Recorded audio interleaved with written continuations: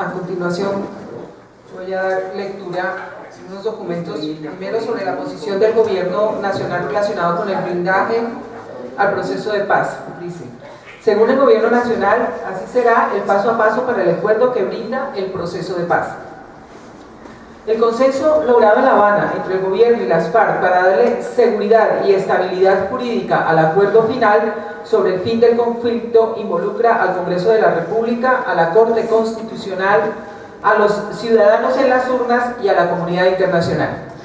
Se trata, según las partes, de una ruta expedita y segura del acuerdo final para garantizar su introducción al ordenamiento jurídico colombiano, dar garantías de su cumplimiento conforme al derecho interno como al internacional y asegurarle un blindaje adecuado. Además, reviste una importancia especial por cuanto es la primera vez que las FARC, que han combatido al Estado de Derecho en Colombia durante más de 50 años, aceptan de manera expresa someterse a él cuando reconocen la legitimidad del Congreso para tramitarlo y de la Corte Constitucional para darle vida jurídica a lo que se pacte en La Habana. Aunque quedan puntos de la agenda por resolver en la mesa de negociaciones, como el cese bilateral del fuego y de hostilidades, lo pactado prácticamente le pone un límite a la firma definitiva del acuerdo sobre el fin del conflicto, pues ambos hechos tendrían que ocurrir aproximadamente sobre el 20 de junio próximo. El Congreso de la República será definitorio para poner fin al conflicto armado colombiano, pues será esta institución la que otorgue el carácter jurídico a los acuerdos de La Habana. El primer paso del Congreso será incorporar a la Constitución colombiana, a través del acto legislativo que está a punto de aprobarse, solo falta uno de los 8 debates, el Acuerdo de La Habana como acuerdo especial en los términos del artículo 3 común a los convenios de Ginebra. El parágrafo transitorio enunciado que debe quedar incorporado a la Constitución colombiana a más tardar el próximo 20 de junio establece, además, que el Acuerdo de La Habana, una vez sea firmado y entrado en vigor, ingresará en estricto sentido al bloque de constitucionalidad para ser tenido en cuenta durante el periodo de implementación del mismo como parámetro de interpretación y referendo de desarrollo y validez de las normas y leyes que desarrollen el acuerdo final. Es decir, que tan pronto se firme el acuerdo final sobre el fin del conflicto en la capital cubana por mandato de la Constitución y entre en vigor, este quedará formando parte del bloque constitucional y por consiguiente de la misma Carta Política Colombiana. El parágrafo transitorio redactado por el gobierno y las FARC y que se incorporará a la Constitución ahora a través del Congreso establece que tan pronto se firme el acuerdo final sobre el fin del conflicto, el Ejecutivo debe enviarlo al Legislativo para convertirlo en ley e incorporarlo al derecho interno. En este proceso de darle vida jurídica al consenso alcanzado entre el gobierno y las FARC para poner fin a la guerra, la Corte Constitucional también intervendrá para examinar su exequibilidad en varios momentos. El acto legislativo, que quedará aprobado el 20 de junio con el parágrafo transitorio que inicia el blindaje jurídico de los acuerdos de La Habana, puede ser de conocimiento de esa Corte. Pero este mismo acto legislativo ordena que la ley mediante la cual se incorpora el acuerdo especial o acuerdo de La Habana al ordenamiento jurídico colombiano debe tener control constitucional automático. El acuerdo de La Habana, convertido en acuerdo especial a la luz del derecho internacional, será entregado al Consejo Federal Suizo en Berna como depositario de las convenciones de Ginebra y a la Secretaría General de Naciones Unidas para que sea anexado a la resolución del Consejo de Seguridad que avaló el proceso. Finalmente, tal como lo ha reiterado el jefe de Estado, habrá un mecanismo refrendatorio en las urnas que todavía no ha sido plenamente establecido, pero al que las FARC ya le abrieron las puertas y que será indispensable para echar a rodar la implementación de los acuerdos. Hasta aquí la posición del Gobierno Nacional. A continuación, la posición de ACORE frente a los mismos mecanismos de refrendación del proceso de paz. La refrendación popular de los acuerdos que se han pactado para la finalización del conflicto armado con las FARC desde hace bastante tiempo viene siendo objeto de múltiples cuestionamientos por distintos sectores de la sociedad colombiana en virtud de la preocupación existente sobre la posibilidad de que sean aplicados mecanismos constitucionales distintos a los ofrecidos por el Gobierno Nacional desde el momento mismo en que se hizo pública la agenda de negociaciones con esta organización terrorista. Es decir, cuando se firmó el acuerdo general que aprobó la iniciación del proceso. En el marco de esta negociación siempre se ha entendido que este tipo de refrendación se hace indispensable para legitimar e implementar todo lo que se ha acordado como producto de las conversaciones que se realizan en La Habana. El primer tropiezo surgido respecto al compromiso de refrendación pactado fue protagonizado por el exfiscal Eduardo Montalegre, quien sorpresivamente anunció que estos acuerdos jurídicamente podrían omitir esta clase de mecanismos, ya que la ley y la Constitución Nacional no lo establecían, y que antes, por el contrario, otorgaba suficientes facultades al jefe de Estado para legitimarlos una vez fueran debidamente firmados por las partes negociadoras. Sobre este particular, distintos sectores políticos y académicos controvirtieron de inmediato tales anuncios, argumentando que tal procedimiento jurídica y técnicamente podría ser cierto, pero la consulta popular se constituía en factor determinante para lograr la credibilidad, firmeza y sostenibilidad requerida por tan cuestionado proceso. El segundo tropiezo de carácter significativo nuevamente fue protagonizado por el mismo exfiscal general al interponer una demanda ante la Corte Constitucional pocos días después de abandonar su cargo, a fin de obtener de esta alta corporación el aval requerido para desconocer la figura del plebiscito que ya había sido anunciado y modificado como mecanismo popular de refrendación, optando en esta ocasión por la figura de acuerdo especial bajo la protección del derecho internacional humanitario, en el supuesto de que los convenios de Ginebra establecen que las partes de un conflicto pueden hacer uso de este tipo de recursos y por tanto otorgarle el carácter de tratado internacional, con los efectos jurídicos de obligatoriedad que esto implica y el blindaje internacional que proporciona, teniendo en cuenta además que tales acuerdos entrarían a formar parte del bloque constitucional colombiano. En estas condiciones, las afirmaciones hechas por el exfiscal fueron de inmediato motivo de una nueva crítica y objeción por distintos sectores políticos, periodistas y columnistas independientes, constitucionalistas y ciudadanos del común, por tratarse de un mecanismo inaceptable e improcedente por cuanto los tratados internacionales solo se celebran entre estados u organismos internacionales y dentro del rigor de la normatividad establecido por el derecho internacional. Además, para este caso requieren surtir el trámite interno de aprobación legislativa para su debida aplicación. Se consideró también que entablar esta demanda constituía un evidente acto prematuro, por cuanto el proceso de negociaciones aún se encuentra en curso y, por tanto, era inadmisible incorporar a la Constitución Nacional acuerdos aún no pactados, como son los que corresponden a la finalización del conflicto en cuanto a desarme, desmovilización y consulta popular. En esta forma se pretende aplicar una curiosa interpretación de los protocolos adicionales de los acuerdos de Ginebra para favorecer los intereses de esta organización terrorista, la cual de inmediato y en forma pública, como era de suponer, ya se manifestó favorablemente, aceptando tal procedimiento como recurso válido de refrendación o garantía. Tiempo atrás, en el año 2012, las FARC ya habían planteado infructuosamente ante el Comité Internacional de la Cruz Roja esta cuestionada interpretación. Sus actuales abogados también insisten en tal sentido para darle carácter supraconstitucional a esta medida. Tal interpretación, según algunos prestigiosos internacionalistas, no solamente es inconveniente para todo lo concerniente con la vigencia de la institucionalidad democrática del país, sino que sería igualmente violatoria de preceptos constitucionales fundamentales contemplados en la Carta Magna de la Nación. Bajo ninguna circunstancia puede otorgársele a estos acuerdos la condición de tratado internacional humanitario, por cuanto corresponden a compromisos adquiridos entre un actor estatal y otro que no lo es. En otros términos, no tiene la condición de sujeto de derecho internacional. Por esta misma condición no es procedente que el acuerdo especial se incorpore automáticamente al ordenamiento jurídico colombiano vía bloque de constitucionalidad. También es importante destacar que el concepto de la refrendación o consulta popular no es otra cosa que la voluntad del constituyente primario y por tanto debe tener prevalencia total sobre cualquier otra norma de carácter interno que así se determine.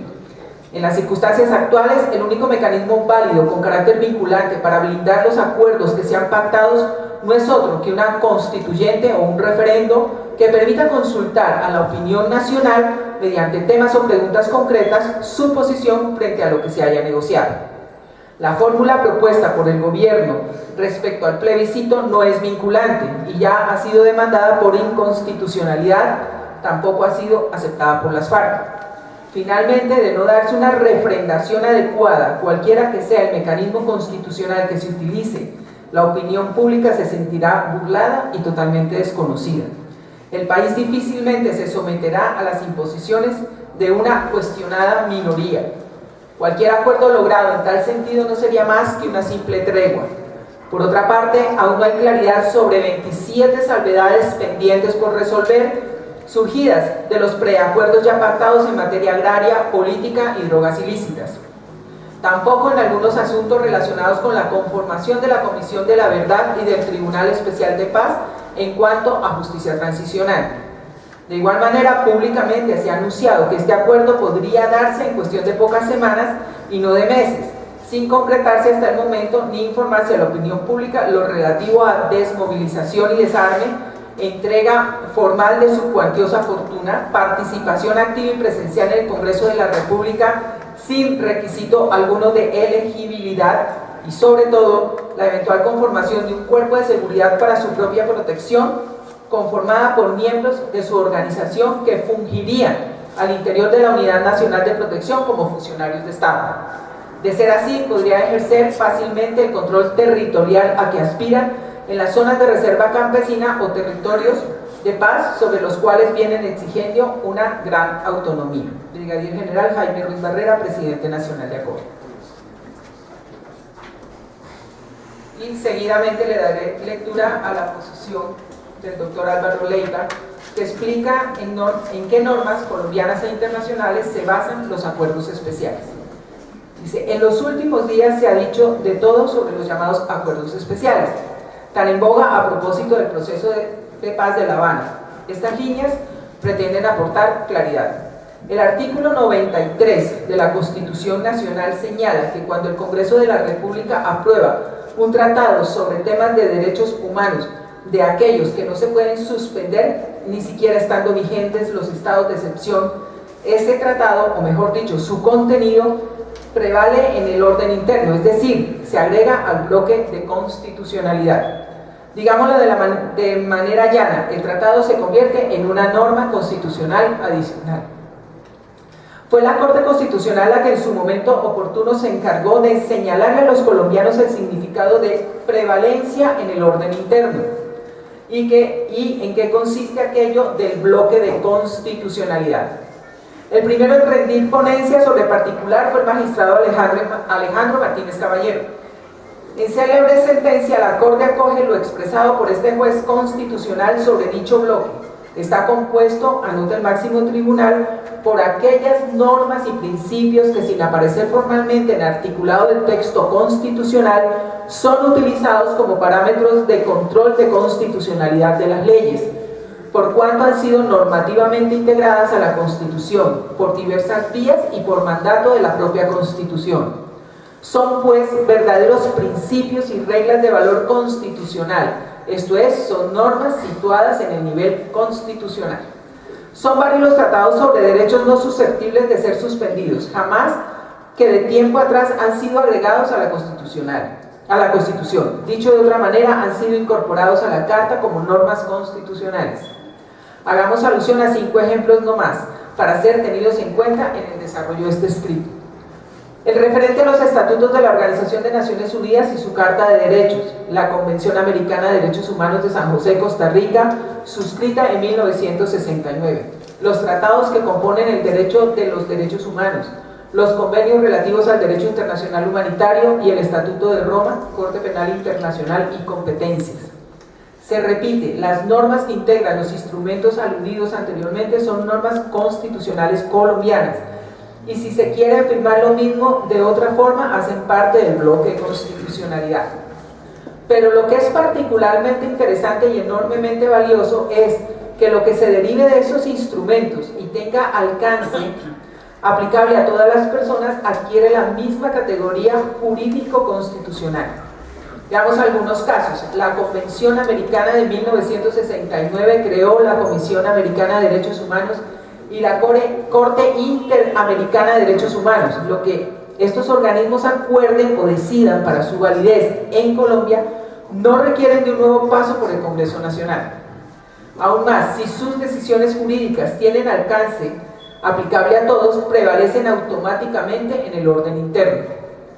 Valga como elocuente ejemplo de lo afirmado lo decidido por la Corte Interamericana en el caso de la masacre de El Mozote y lugares aledaños en El Salvador, sentencia el 25 de octubre de 2012, quienes tuvimos a nuestro cuidado el diseño y organización de la Jurisdicción Especial para la Paz, nos vimos obligados a recoger integralmente el sentido de la sentencia y el voto concurrente del magistrado Diego García Sayán, presidente de la Corte, para ser aplicada a nuestro trabajo.